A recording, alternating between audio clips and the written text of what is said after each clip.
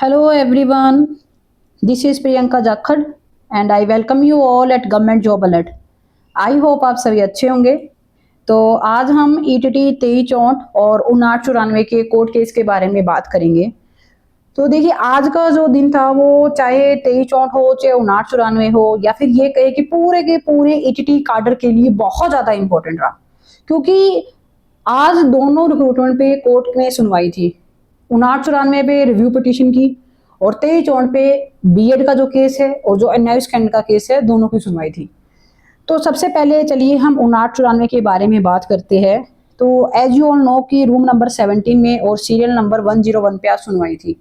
तो सुबह से काफी कैंडिडेट मैसेज कर रहे थे कि मैम जो 5994 की जो कोर्ट नंबर 17 है वो शो क्यों नहीं कर रही है, सुनवाई हो गई है क्या, अगर हुई है तो क्या हुआ, ऐसे बहुत सारे क्वेश्चन कैंडिडेट के सुबह से आ रहे हैं।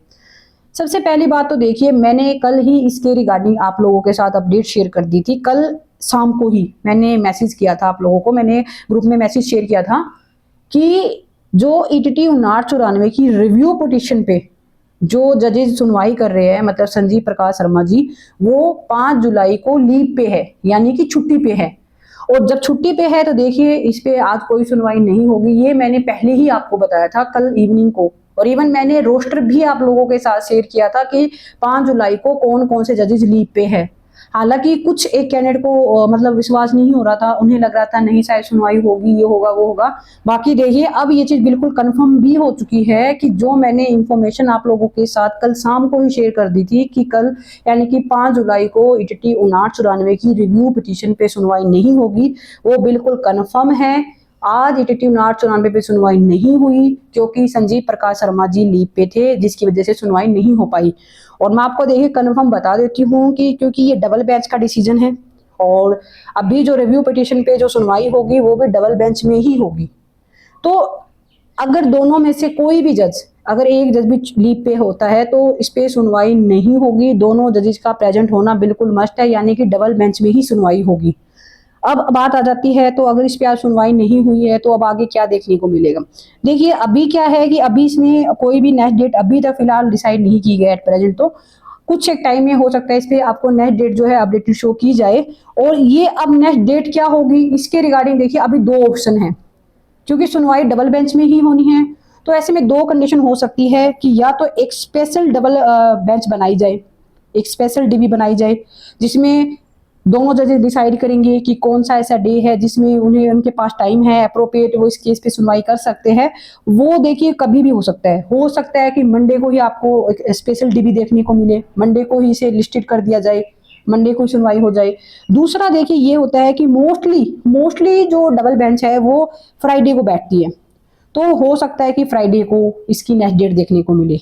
तो दोनों में से कोई भी पॉसिबिलिटी हो सकती है, क्योंकि 50% चांस तो देखिए फ्राइडे के ही है कि 50% चांस फ्राइडे के हैं और 50% हम यहाँ पे ये कहेंगे कि जो रिमेनिंग डेज है मोस्टली मंडे के चांसेस है कि मंडे को हो। अब हम ये कंफर्म ये नहीं कह सकते 100% की फ्राइडे को ही होगी या फिर मंडे को ही होगी, क्योंकि ये देखिए ये चीज डिसाइड की जाएगी जजेस द्वारा। और जजेस को जब भी टाइम मिलेगा उसी के अकॉर्डिंग वो अपनी डेट टाइमिंग सब डिसाइड करेंगे। बाकी उम्मीद करेंगे कि जल्द से जल्द यहाँ पे अपडेट कुछ दिया जाए ताकि कुछ आइडिया लग सके आगे क्या कुछ होगा। बाकी आपको मैंने बता दिया कि इसकी जो अपडेट है बहुत जल्द यहाँ पे जारी कर दी जाएगी और उसके बाद जो भी इंफॉर्मेशन आएगी वो भी आप लोगों के साथ शेयर कर दी जाएगी। और ऐसे में देखिए काफी कैंडिडेट पूछते हैं 5994 की कि मैम अभी पेपर की कोई कंफर्मेशन नहीं है, क्योंकि रिव्यू पिटीशन, सबसे पहली बात तो देखिए जो रिव्यू पिटीशन जो अभी लगी हुई है सबसे मेन तो यही है, इसमें पेपर ए पे स्टे मांगा गया है। इसके अलावा जो एक और केस है जिसमें पेपर बी को चैलेंज किया गया है, उसके रिगार्डिंग भी कैंडिडेट के मायने बहुत ज्यादा है कि जो 15 जुलाई को जो नेक्स्ट हियरिंग है और उसमें भी देखिए स्टे मांगी गई है। तो कहीं ना कहीं माइंड में है कि कहीं ये ना हो जाए कि पेपर ना ही हो, हम तैयारी करें या ना करें, इस तरह के काफी कैंडिडेट के माइंड में क्वेश्चन है। सबसे पहली बात तो देखिए मैं आपको क्लियर कर देती हूँ, जब तक माननीय हाई कोर्ट से कोई भी डिसीजन नहीं आता तब तक हम यही लेके चलेंगे कि पेपर आपका 28 जुलाई को ही होगा।